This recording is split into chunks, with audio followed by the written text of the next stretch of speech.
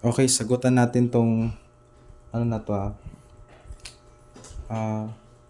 PEMDAS word problem, ay number problem pala. Kasi marami sa inyo na yung sagot is 375. Meron ding may sagot na -10, which is mali. Mali ang dalawa na yan. Kasi hindi nyo sinunod yung PEMDAS rule natin. Ano nga ba yung PEMDAS rule? Paulit-ulit ko yan, binabalik.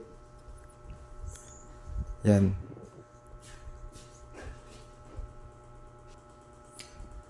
Sabi sa PEMDAS, yung P is for parenthesis, yung E is for the exponent, yung M, tsaka yung D is for the multiplication and division.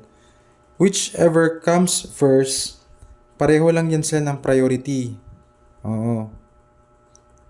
Kahit sino mauna dyan. Pag nauna yung multiplication, so yun yung uunahin mo. Kasi nga nauna siya. Pero same priority lang yan sila. And then same din sa ito yung A is addition and subtraction. Whichever comes first. Yun yung rule nun. Okay? Sagutan natin to. -11 na nasa loob ng parenthesis. Ito yung bracket, di ba? Yung bracket. So, yung iba kasi, sinunod to. So, dapat yung unahin nyo, yung nasa loob ng bracket or parenthesis. Di ba? Yan, yung unahin nyo. So, -96 divided by -4. Ano yung sagot dyan?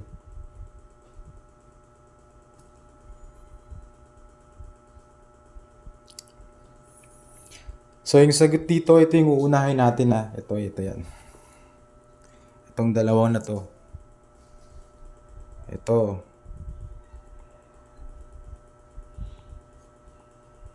Ito sila. -96 divided by -4.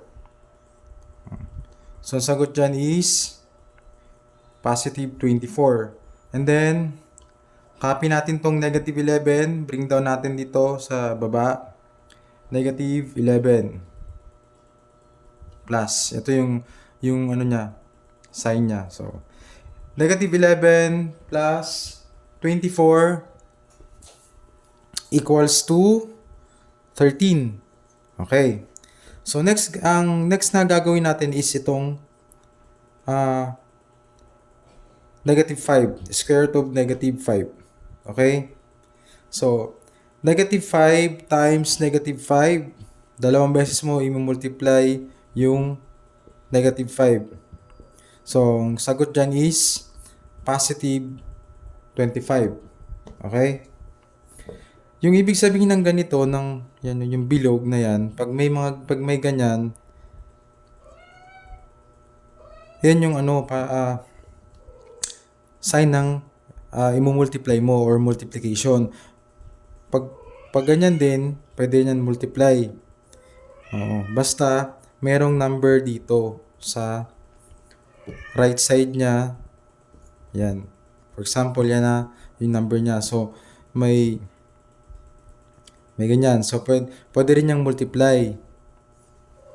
Multiplication, okay? So, -5 times -5 kasi nga, yan.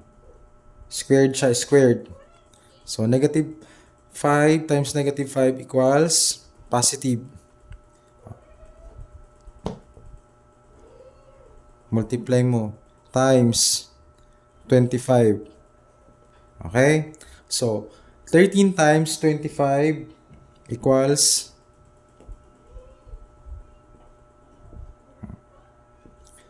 325. 13 times 25, 5, 1, 6.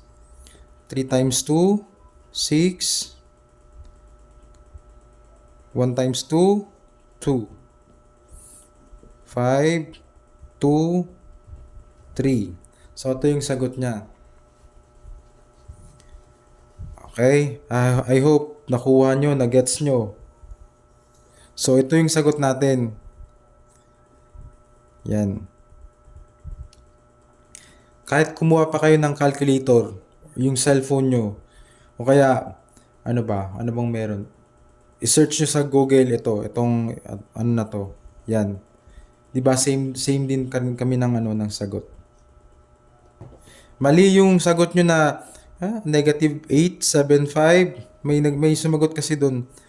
-875 tapos may sumagot din ng -10 ba yun? So ito yung tamang sagot. 3, 2, 5. Okay?